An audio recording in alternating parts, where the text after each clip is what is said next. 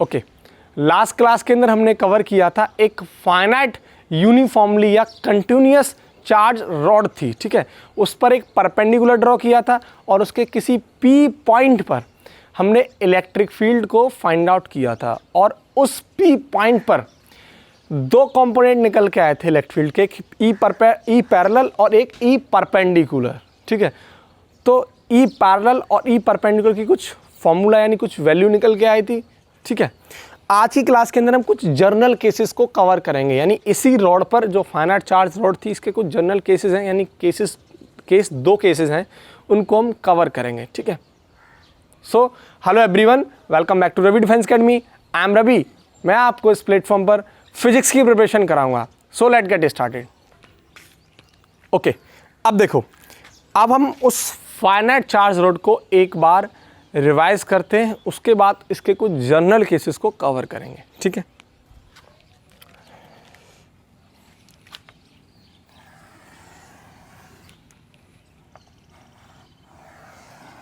ये वो finite uniformly charge rod है, ठीक है, जिसकी लेंथ L है और चार्ज Q है और इसकी लीनियर चार्ज डेंसिटी लैम्डा थी, ठीक है।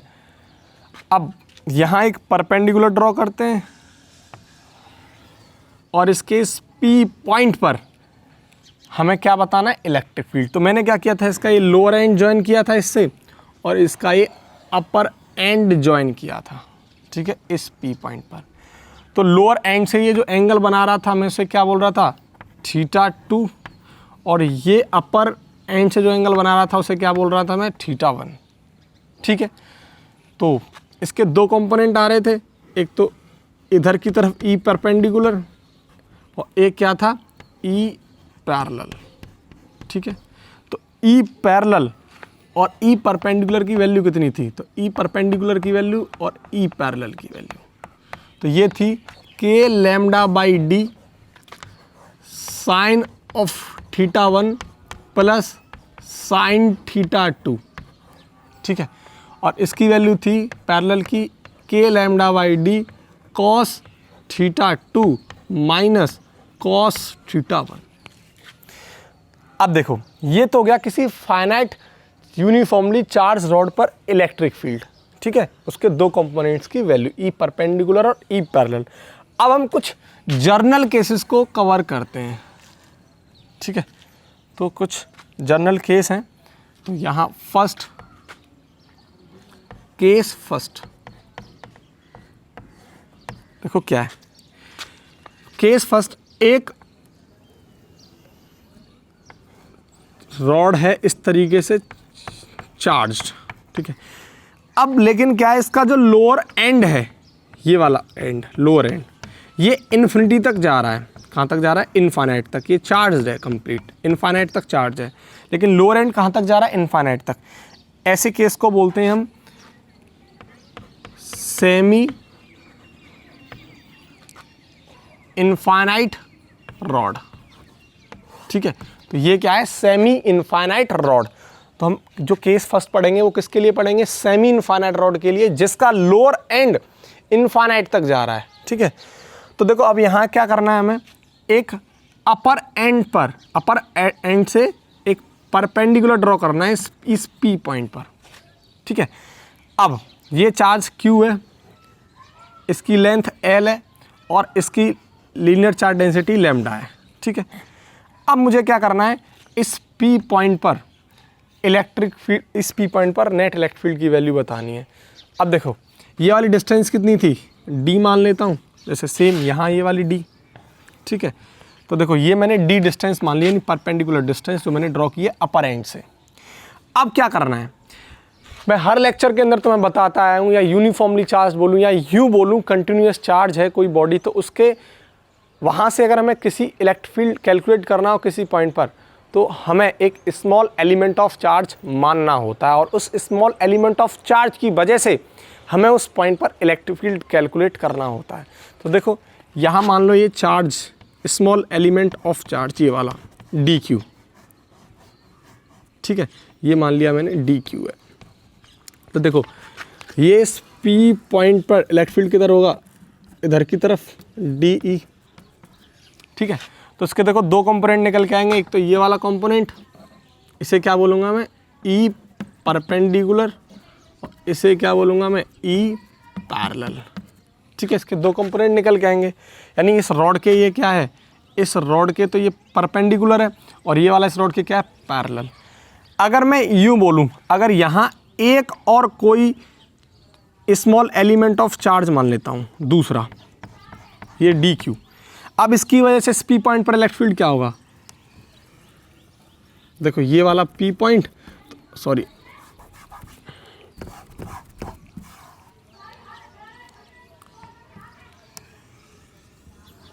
ठीक है, अब देखो अगर इस पॉइंट पर इलेक्ट्रिक फील्ड किधर होगा, इधर की तरफ, ये होगा आपका डी ई, तो इसके भी दो कंपोनेंट किधर होंगे, एक इधर होगा और एक किधर होगा, इधर।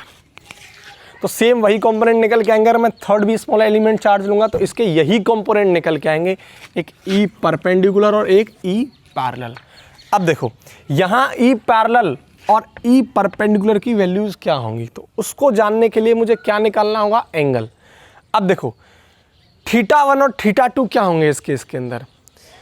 आप यहाँ देखो, मैंने जो फाइनाइट चार्ज रॉड थी तो मैंने जो θ1 माना था वो अपर एंड से था, ठीक है, एंगल, और लोअर एंड से मैंने क्या एंगल माना था, θ2।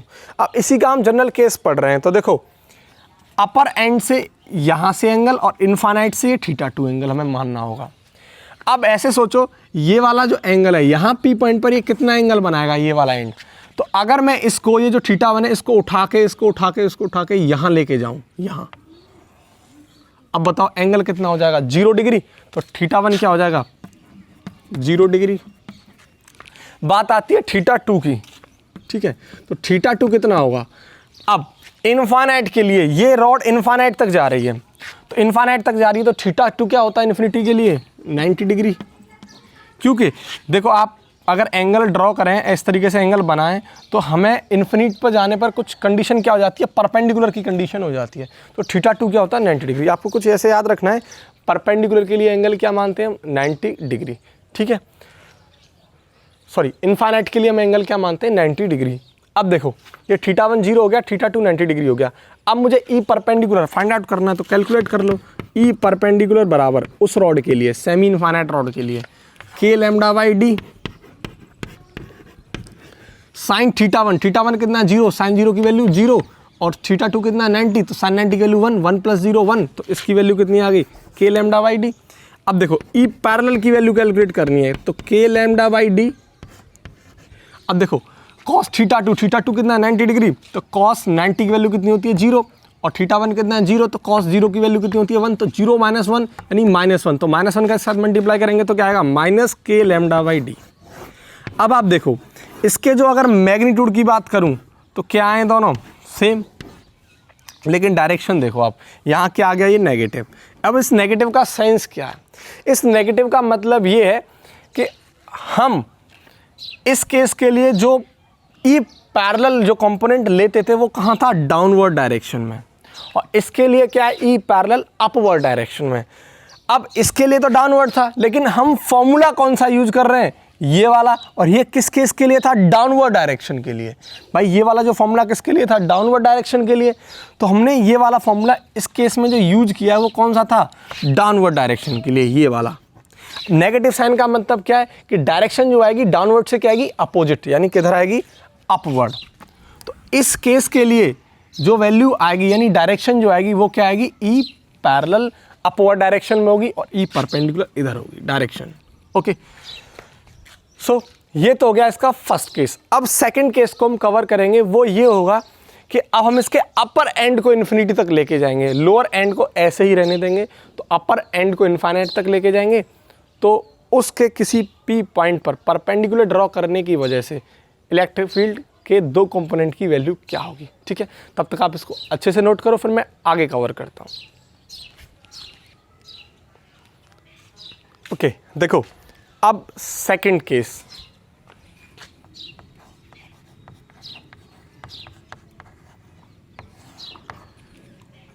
अब इस रॉड के अपर एंड को हम कहाँ तक लेके जाएंगे, इनफाइनाइट तक।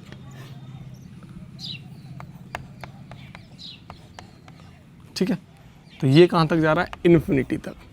ये कैसी है, यूनिफॉर्मली चार्ज यानी कंटिन्यूस चार्ज।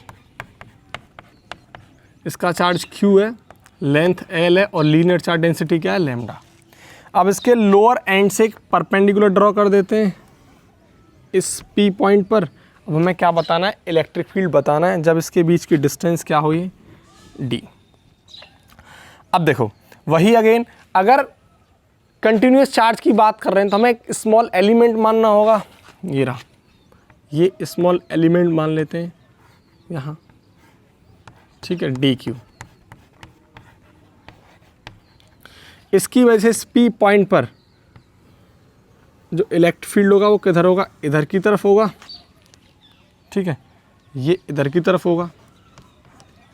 अब इसके दो कंपोनेंट आएंगे, एक तो ये वाला कंपोनेंट और एक डाउनवर्ड डायरेक्शन में ये वाला कंपोनेंट। तो ये वाला इस रॉड के क्या है, पैरेलल, तो इसे क्या बोलूँगा मैं, ई पैरेलल, और इसे क्या बोलूँगा मैं, ई परपेंडिकुलर। अब देखो अगर मैं कोई दूसरा कंपोनेंट भी मानता हूँ, मानो ये वाला कंपोनेंट, कोई और दूसरा कंपोनेंट मानता हूँ dq, तो ये dq small element of charge, इसकी वजह से P पॉइंट पर डायरेक्शन कहाँ होगी,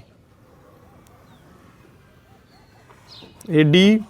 तो देखो इसके भी दो कंपोनेंट निकल के आएंगे, एक ये वाला कंपोनेंट और एक ये वाला कंपोनेंट। अगर मैं third small element of charge लेके आऊँ तो सेम सिचुएशन, यानी जितने भी स्मॉल एलिमेंट ऑफ चार्ज में लेके आऊँगा उनके लिए ये परपेंडिकुलर का कंपोनेंट और ई पैरेलल कंपोनेंट सेम आएंगे, ठीक है। अब देखो यहाँ हम बात करेंगे एंगल की, θ1 और θ2 क्या होगा। अब देखो मैं फाइनाइट चार्ज रॉड के लिए अपर एंड से θ1 मानता था और लोअर एंड से क्या मानता था, θ2। अब सेम इन्फिनिटी के लिए θ1 क्या हो जाएगा, 90 डिग्री, और θ2 इस केस के लिए क्या हो जाएगा, 0 डिग्री। इसमें तो कोई नो इश्यू, समझ में आ रहा है, ठीक है। अब देखो, अब मुझे ई परपेंडिकुलर की वैल्यू बतानी है, तो क्या हो जाएगा, k lambda by d sine θ1। तो θ1 कितना, 90, तो साइन 90 की वैल्यू कितनी होगी, 1, प्लस साइन 0 की वैल्यू कितनी होगी, 0, तो 1 + 0 कितना हो गया, 1। तो मेरे पास ई परपेंडिकुलर की वैल्यू कितनी आ गई, इतनी। ई पैरेलल बराबर k lambda by d cos θ2, यानी कॉस 0 की वैल्यू कितनी होगी, 1, माइनस कॉस θ1, कॉस 90 की वैल्यू कितनी होगी, 0, तो 1 - 0 यानी 1। तो मेरे पास ई पैरेलल की वैल्यू कितनी आ गई, k लैम्डा बाई डी, और ई परपेंडिकुलर की वैल्यू कितनी आ गई, k लैम्डा बाई डी, यानी दोनों के मैग्नीट्यूड कैसे हैं, इक्वल, ठीक है। ये तो हो गया सेमी इनफाइनाइट रॉड के लिए। दोनों केसेस पर अगर लोअर एंड इनफाइनाइट तक हो तो क्या कंपोनेंट्स की वैल्यू होगी, ई परपेंडिकुलर और ई पैरेलल की। अगर केस सेकंड, अगर अपर एंड इनफाइनाइट तक हो तो इस केस में क्या वैल्यू होगी, ई परपेंडिकुलर और ई पैरेलल की, ठीक है। अब इसके बाद मैं आपको सेमी सर्कुलर रिंग पर, सेमी सर्कुलर रिंग की वजह से उसके एक सेंटर पर इलेक्ट्रिक फील्ड कैलकुलेट करूंगा। तब तक आप इसको अच्छे से नोट करो, फिर मैं वो डिस्कस करता हूँ। ओके, अब देखो electric field of charge semi circular ring at centre, यानी किसी सेंटर पर, उसके सेंटर पर हम क्या कैलकुलेट करेंगे, इलेक्ट्रिक फील्ड। देखो electric field of charge semi circular ring on its centre, इसके सेंटर पर, ठीक है। अब देखो मेरे पास एक सेमी सर्कुलर है, ये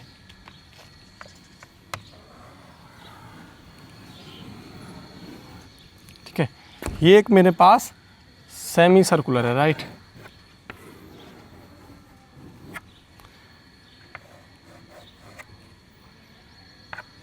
अब ये क्या है, यूनिफॉर्मली चार्ज्ड है।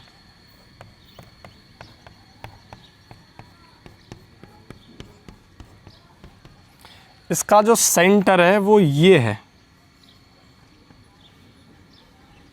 इसको मान लेता हूं मैं O, ठीक है। इसको ज्वाइन कर दो, यानी ये सेंटर,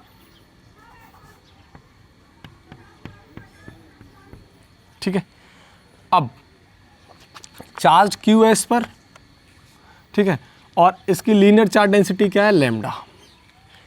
इसकी जो रेडियस मान लेता हूँ मैं r है, ठीक है, और ये भी क्या है r। अब इसका जो मिड पॉइंट, मानो इसका जो मिड पॉइंट है वो ये है सेंटर से, ये वाला मिड पॉइंट, ठीक है, जिसे मैं क्या बोल रहा हूँ m। अब आप एक चीज़ देखो यहाँ, मुझे इस पॉइंट पर, इसके सेंटर पर मुझे क्या कैलकुलेट करना है, इलेक्ट्रिक फील्ड कैलकुलेट करना है। तो मुझे क्या मानना होगा, एक स्मॉल एलिमेंट ऑफ चार्ज, और उस स्मॉल एलिमेंट ऑफ चार्ज की वजह से उस सेंटर पर इलेक्ट्रिक फील्ड कैलकुलेट करना है। तो देखो यहाँ मैं कहीं यहाँ एक small element of charge let कर लेता हूँ, ये डी क्यू, ये स्मॉल एलिमेंट ऑफ चार्ज है, this is called D Q. इसकी वजह से मुझे कैलकुलेट करना है। तो मुझे करना क्या होगा, मेरे पास ये काम होगा, यानी यहाँ से मैं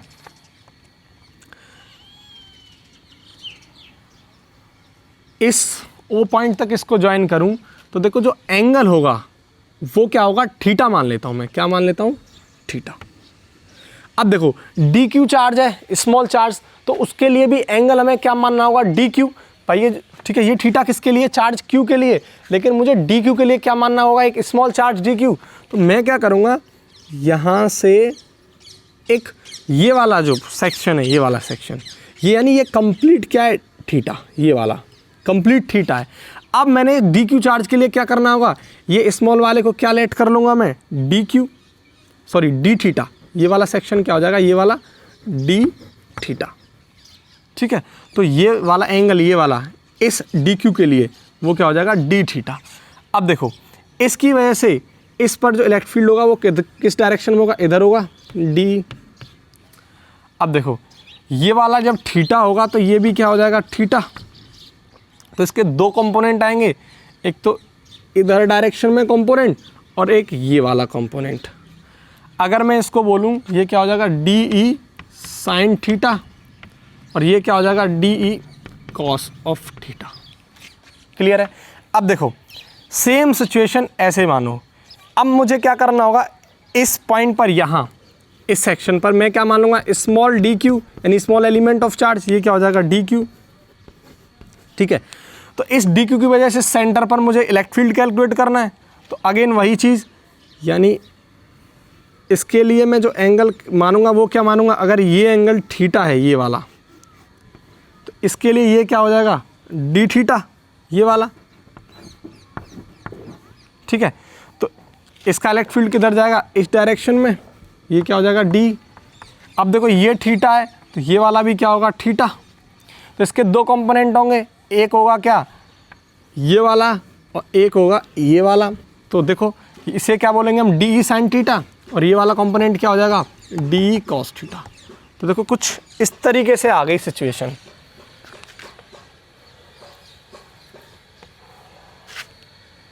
ठीक है,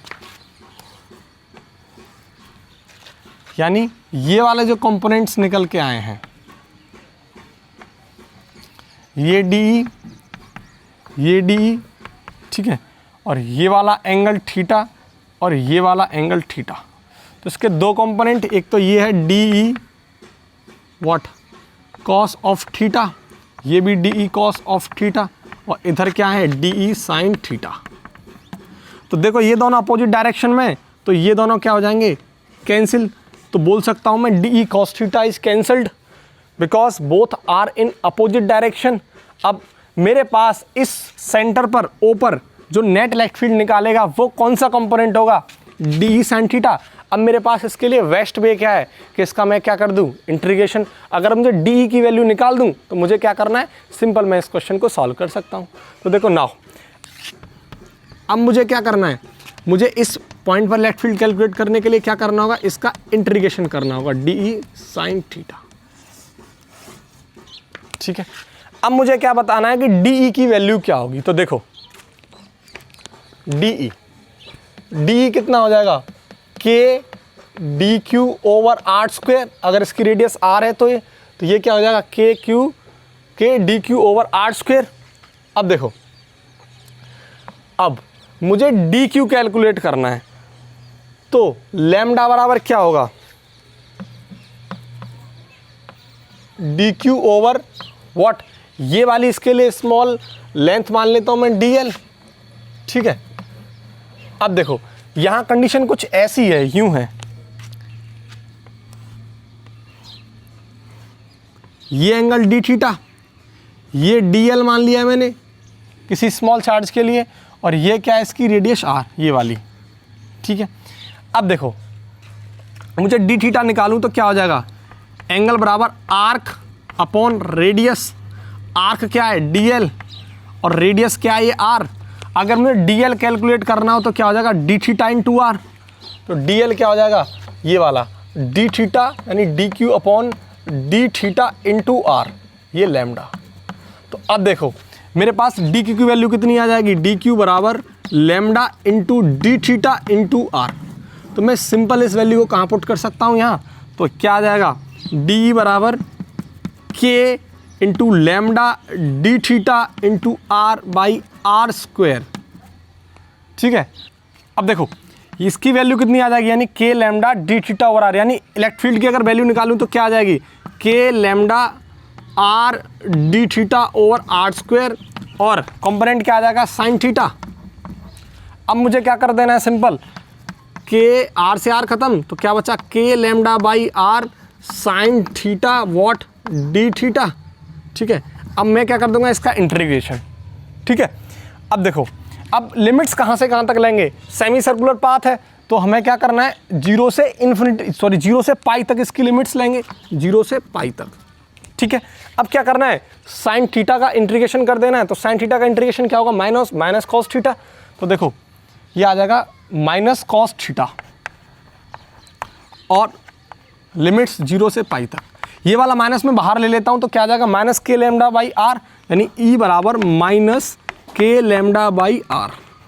अब कॉस थीटा का इंटीग्रेशन कर दो, माइनस खत्म, तो cos pi minus cos zero, cos pi minus cos zero, cos 180 की वैल्यू कितनी होती है -1, और कॉस जीरो की वैल्यू कितनी होती है 1, तो -1 कितना आ जाएगा -2, तो यहाँ क्या रख दो -2, माइनस से माइनस खत्म, तो बचा क्या 2k लैम्डा ओवर आर। तो इस सेंटर पर इस सेमी सर्कुलर रिंग की वजह से इलेक्ट्रिक फील्ड क्या आ गया 2k लैम्डा बाई आर, ठीक है, यानी 2k लैम्डा बाई आर, ठीक है। तो ये तो होता है electric field of charge semi circular ring किसी सेंटर पर, ठीक है। अब इसके बाद मैं आपको कराऊंगा किसी चार्ज्ड आर्क की वजह से उसके किसी सेंटर पर इलेक्ट्रिक फील्ड क्या होगा, तब तक आप इसको अच्छे से नोट करो, ओके ओके। अब किसी चार्ज्ड आर्क पर उसके सेंटर पर हमें क्या कैलकुलेट करना है, इलेक्ट्रिक फील्ड, ठीक है। तो electric field due to charged arc on its centre,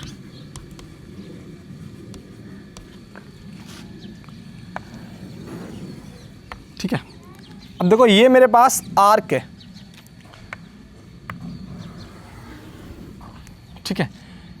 इस आर्क का एक सेंटर है, वो क्या मान लेता हूँ यहाँ, वो क्या है ओ मान लेता हूँ सेंटर, ठीक है, इस पर ओ मान लेते हैं हम लोग। अब ये चार्ज्ड है Q,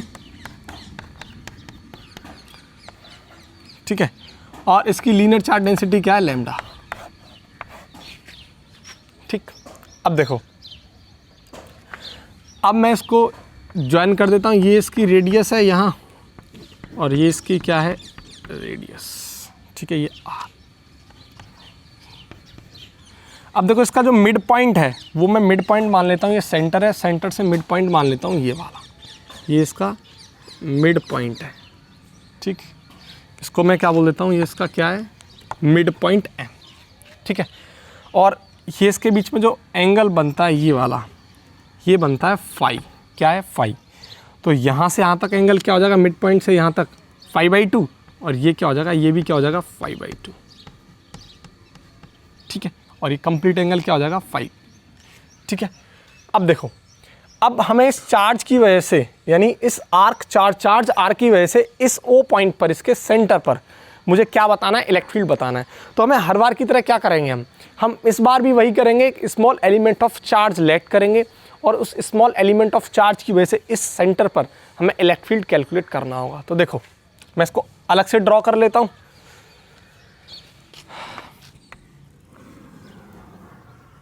ठीक है, ये इसका सेंटर O। अब हम सिर्फ इसकी ये रेडियस, ठीक है, R। अब क्या करना है, अब यहाँ कोई इसको देखो, ये इसका मिड पॉइंट था M।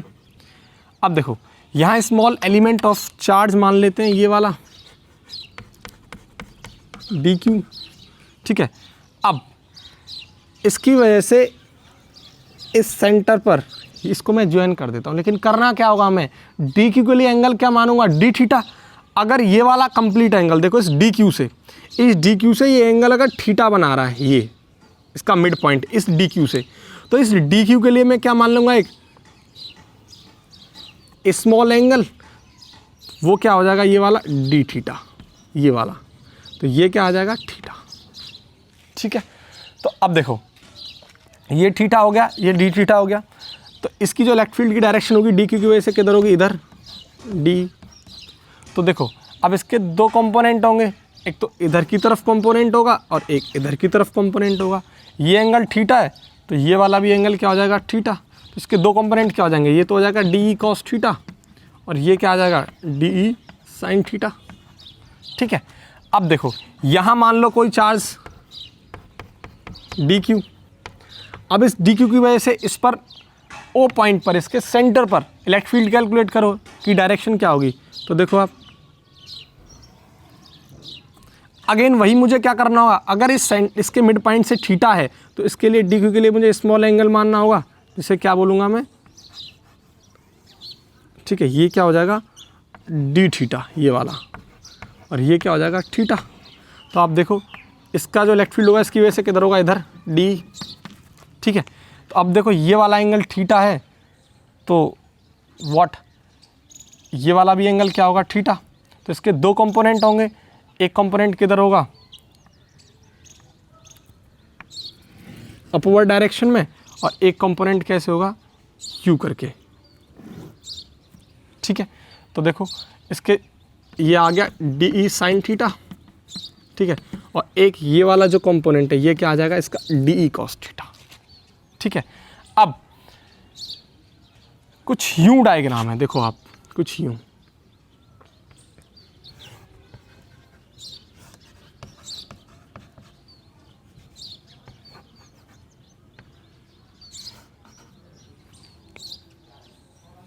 ये एंगल अगर थीटा है तो ये बन रहा था D E sine theta, D E cos theta. अगर ये वाला भी एंगल थीटा है तो ये डी, दो केसेस के लिए ये क्या था, डी ई साइन थीटा। ठीक है, अब देखो ये वाले जो कंपोनेंट हैं ये वाले दोनों अपोजिट हैं तो दोनों क्या हो जाएंगे, ख़त्म। तो अब मेरे पास जो फाइनल कंपोनेंट निकल के आएगा वो क्या आएगा, डी कॉस थीटा। तो सिंपल सा कॉन्सेप्ट, मेरे पास कंपोनेंट निकल के आ गया। अब मैं उस कंपोनेंट का अगर मुझे नेट इलेक्ट्रिक फील्ड निकालना है इस पॉइंट पर तो इसका मैं क्या कर दूंगा, इंटीग्रेशन। तो अब मेरे पास सिर्फ एक ही लॉजिक बचता है, अगर मुझे इस पॉइंट पर इलेक्ट्रिक फील्ड निकालना है तो इसका क्या कर दूंगा मैं, डी ई कॉस थीटा का क्या हो जाएगा, ये इंटीग्रेशन। ठीक है, अब मुझे इसके लिए क्या करना होगा, अब इस डी ई की क्या कैलकुलेट करनी होगी, वैल्यू कैलकुलेट करनी होगी। ठीक है, अब डी की वैल्यू देखो, डी बराबर k d q over what, r square. ठीक है, अगर ये रेडियस आर है तो ये वाली, ठीक है, आर है तो ये क्या आ जाएगा, k d q over r square. अब मुझे क्या करना है, डी क्यू की वैल्यू निकालनी है तो लैम्डा बराबर कितना हो जाएगा, डी क्यू ओवर। अब देखो अब इसके लिए क्या करूँ मैं, इस वाले डी क्यू के लिए ये चार्ज जो डी क्यू है तो यहाँ से यहाँ तक की जो लेंथ हो जाएगी मैं उसे क्या मान लेता हूँ, डी एल। तो ये क्या आ जाएगा, D q over D L. ठीक है, अब यहाँ सिचुएशन कैसी है, यहाँ ये है, यानी यहाँ क्या कंडीशन है, ये वाली कंडीशन है। ये क्या माना मैंने, डी एल, ये एंगल डी थीटा ये वाला। ठीक है, और ये इसकी क्या हो जाएगी, रेडियस आर, और ये इसका सेंटर। तो देखो यहाँ से एल एंगल क्या हो जाएगा, वही अभी जो मैंने पिछले वाले कॉन्सेप्ट के अंदर बताया था, एंगल बराबर आर्क अपॉन रेडियस। तो आर्क कितना है वॉट डी एल, रेडियस कितना है आर, और डी थीटा कितना हो जाएगा आर डी एल कितना हो जाएगा आर डी थीटा। तो डी एल की जगह मैं क्या पुट कर दूंगा D q over are d theta. ठीक है ओके। अब देखो यहाँ से मुझे डी क्यू की वैल्यू निकालनी है तो क्या हो जाएगी लैम्डा आर डी थीटा। तो यहाँ इस वैल्यू को कहाँ पुट कर दूंगा लैम्डा आर थीटा, तो के लैम्डा आर डी थीटा। ठीक है अपॉन आर स्क्वायर, ये किसकी वैल्यू आ गई डी ई की। ठीक है अब देखो अब मुझे क्या करना है, अब मुझे इंटीग्रेशन निकालना है, यानी ई की वैल्यू क्या हो जाएगी d E cos theta, what d E cos theta where. हाँ अब देखो k lambda r d theta over r square into what cos theta. अब मुझे क्या करना है आर से आर खत्म तो बचा क्या k lambda by r cos theta d theta. अब मुझे क्या करना है इसका इंटीग्रेशन, तो ये कांस्टेंट है तो बाहर आ जाएगा, बचा कहाँ ये तो ई बराबर ये आ गया। अब देखो कॉस थीटा का इंटीग्रेशन करना है। ठीक है तो कॉस थीटा का इंटीग्रेशन करेंगे तो क्या आएगा साइन ऑफ थीटा। अब लिमिट्स देखो, लिमिट्स कहाँ से कहाँ तक लेंगे, इस आर्क के लिए मैं जो लिमिट लूँगा लोअर एंड से अपर एंड तो क्या हो जाएगा -5/2 से +5/2। तो ये वाली जो लिमिट आएगी -5/2 टू +5/2। अब देखो यहाँ से मैं क्या करूँगा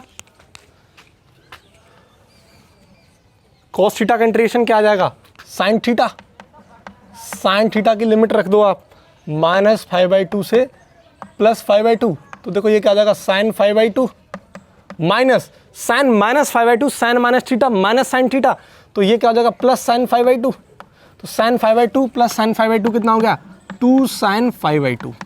तो इसका इंटीग्रेशन क्या निकल के आया साइन थीटा का, कॉस थीटा का इंटीग्रेशन क्या निकल के आया 2 साइन 5/2। तो यहाँ वैल्यू रख दो ई बराबर k lambda by r into 2 sine 5/2। तो 2 को आगे ले आऊँगा तो 2 k lambda by r into sine what 5/2। तो इस सेंटर पर इस आर्क की वजह से जो इलेक्ट्रिक फील्ड निकल के आया है वो आया है 2 k lambda upon r into sine 5/2। अब देखो अब अगर ये मैं अगर कंटिन्यूस चार्ज की बात करूं, अगर ये चार्ज जो डिस्ट्रीब्यूट हो रहा है क्यू, इस पर लैम्डा की वैल्यू क्या होगी, तो देखो लैम्डा बराबर क्या हो जाएगा charge upon per unit length, मैं एल लेंथ बोल देता हूँ। तो देखो इस आर्क के लिए इस फाई एंगल पर आर्क की वैल्यू क्या, इसकी एल की वैल्यू क्या निकल के आ जाएगी, यानी लेंथ मतलब आर्क। तो देखो एंगल बराबर आर्क अपॉन रेडियस। ठीक है तो एंगल कितना है फाई इस कंप्लीट आर्क के लिए फाई, तो आर्क कितना है एल अपॉन रेडियस कितनी है आर। ठीक है तो इस आर्क की वैल्यू कितनी आ जाएगी, जो लेंथ में जैसे बोल रहा हूँ फाई आर। तो यहाँ मैं क्या पुट कर सकता हूँ फाई आर, तो ये कितना आ जाएगा Q ओवर फाई आर बराबर लैम्डा। अगर मैं इसको चार्ज की टर्म में लिखना चाहूँ, किसकी टर्म में चार्ज की टर्म में, तो देखो मेरे पास इलेक्ट्रिक फील्ड की वैल्यू क्या निकल के आ जाएगी E बराबर 2K, लैम्डा की वैल्यू कितनी हो जाएगी Q अपॉन फाई आर। तो Q अपॉन फाई आर, एक आर ऑलरेडी नीचे, तो ये क्या आ जाएगा फाई आर स्क्वायर, और ये क्या आ जाएगा साइन 5/2। तो ये आपके पास दोनों केसेस आ गए। अगर आपको चार्ज की फॉर्म में निकलना है तो 2K Q upon phi r square into sine 5/2। अगर आपको लैम्डा की फॉर्म में लिखना है तो 2K lambda upon r into sine 5/2। Okay अब देखो मैंने आपको इस सेक्शन के अंदर कंप्लीट कवर करा दिया। एक तो सेमी इनफाइनाइट रॉड पर दो केसेस थे, एक तो लोअर एंड इनफाइनाइट पर जा रहा था, अपर एंड इनफाइनाइट पर जा रहा था। तो इलेक्ट्रिक फील्ड के कंपोनेंट्स जो थे ई पैरेलल और ई परपेंडिकुलर, उसकी वैल्यू क्या थी वो आपको बता दिया। और आपको ये दो सेक्शन यानी आर्क पर इलेक्ट्रिक फील्ड उसके सेंटर पर कैलकुलेट करना और किसी सेमी सर्कुलर रिंग की वजह से उसके सेंटर पर इलेक्ट्रिक फील्ड कैलकुलेट करना, ये भी आपका कवर हो गया है। ठीक है अब नेक्स्ट लेक्चर के अंदर, अभी ये टॉपिक ख़त्म नहीं हुआ है, अभी हम जो नेक्स्ट लेक्चर के अंदर कवर करेंगे बोर्ड के लिए स्पेशली सबसे जो इम्पोर्टेंट है, यानी किसी सर्कुलर रिंग की एक्सिस पर, यानी अगर ये रिंग है मेरे पास तो इसकी एक्सिस पर यहाँ ये पॉइंट P है, तो इसकी वजह से इलेक्ट्रिक फील्ड क्या होगा, तो ये बोर्ड के लिए बहुत इंपॉर्टेंट है, उसको कवर करेंगे। और कुछ डिस्क जो जेई के लिए बहुत इंपॉर्टेंट है, नीट के लिए बहुत इंपॉर्टेंट है, तो किसी डिस्क की वजह से उस पर इलेक्ट्रिक फील्ड क्या होगा, तो अभी ये फैक्टर्स कवर करेंगे। ठीक है तो तब तक आप इसको अच्छे से नोट करो।